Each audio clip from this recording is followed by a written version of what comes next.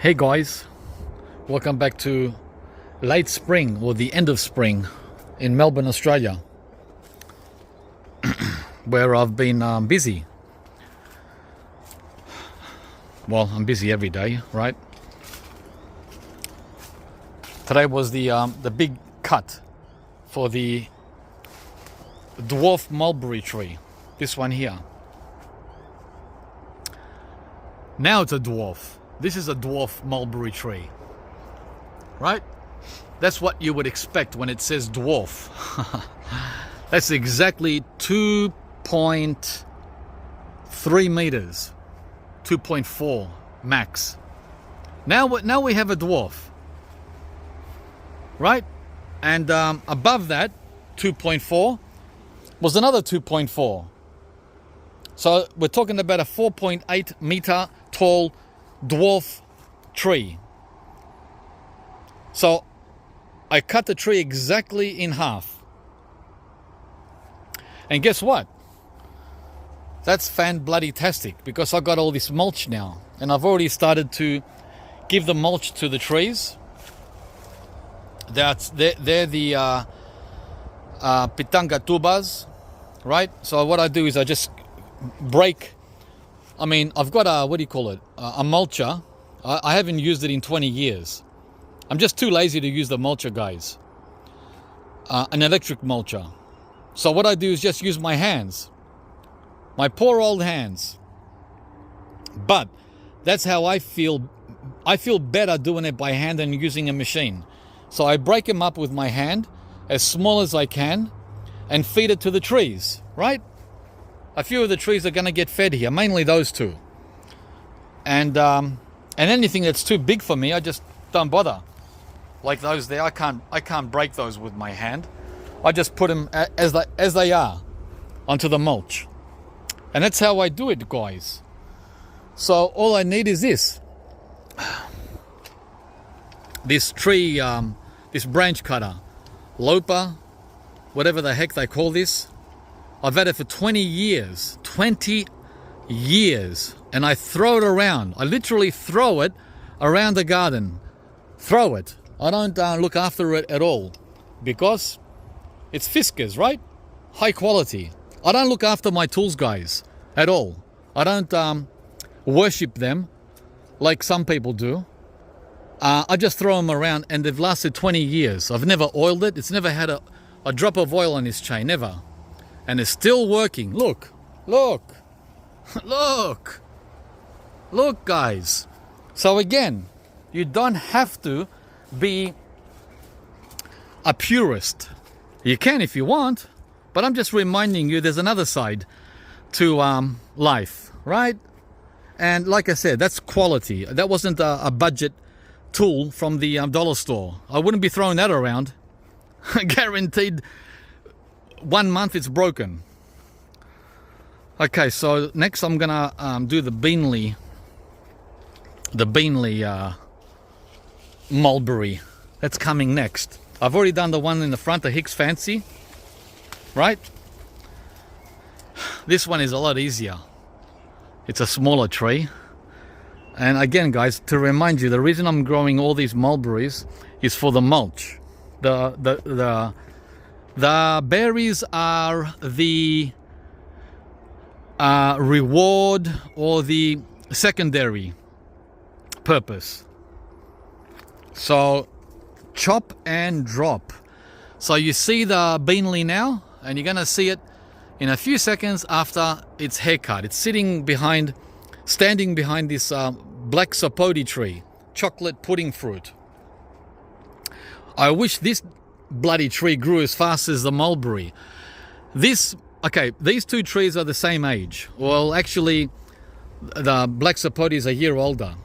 So this tree here is 5 years old, believe it or not, and it's only up to my chest.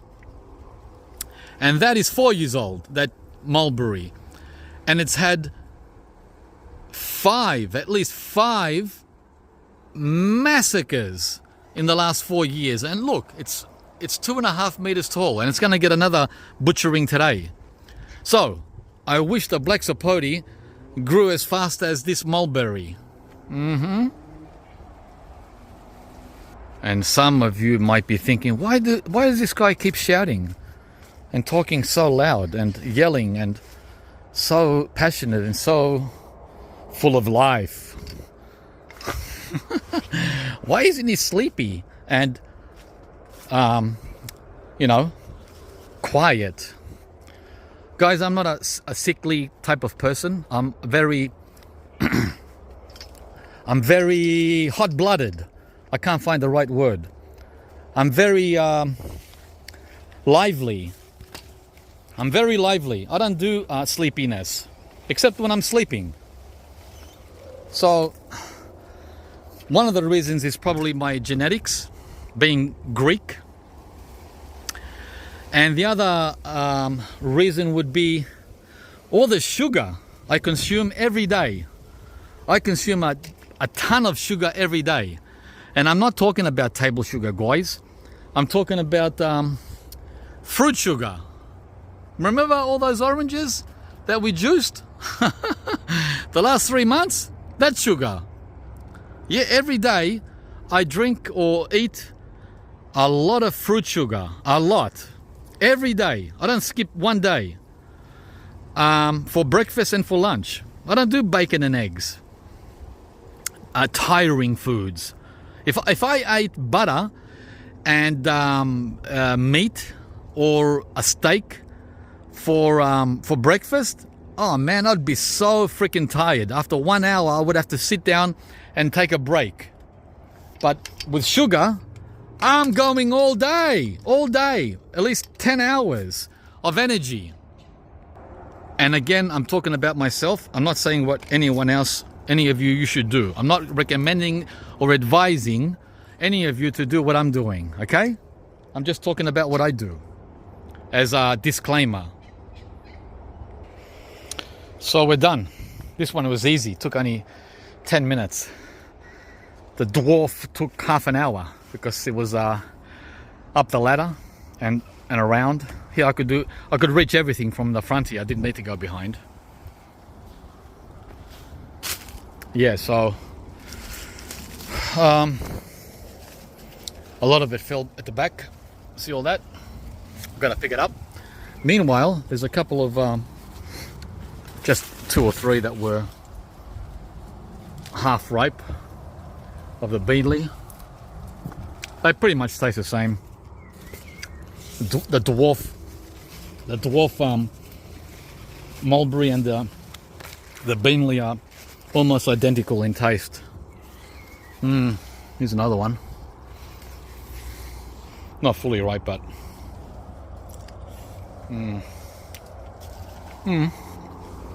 it's okay. That was meaty. And there's one over there. That's a nice one. Oh yeah. Ah, wow. That was super sweet. So now, where's my canistel? This one here. The freak that survived winter uncovered.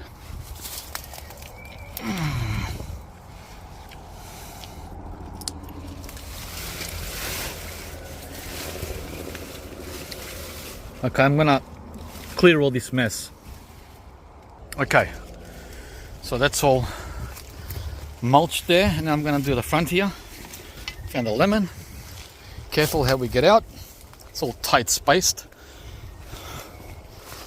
Got myself the old steak from the mulberry. Doesn't need that anymore, so reclaimed the steak.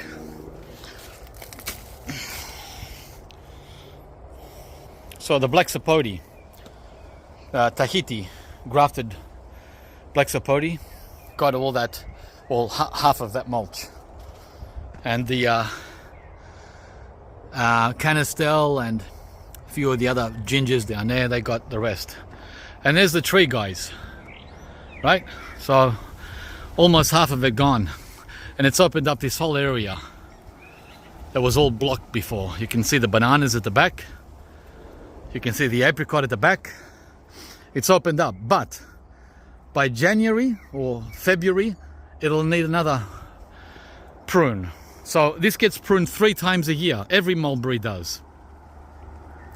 And look, fan-bloody-tastic. Okay, so we're back to where we started. I'm gonna, like I said, break all this up and feed it to the trees around here. Then we wrap it up, guys. Okay, we're done. So now the pitanga tubers have been mulched and can retain some moisture when it rains and when they get watered, at least for the next 2 to 3 months. That is summer. Okay, guys, thanks for watching. I gave a little bit to the American pawpaw too. Thanks for watching, and give us a like if you enjoyed the video, of course, and subscribe to the channel if you haven't. We need more subscribers. 80% of you that are watching have not subscribed yet. Oh my god. Please, guys, do us a favor and subscribe. After watching or during watching, only 20% of you are subscribers to the channel. I was in shock when I noticed that recently when I checked the statistics.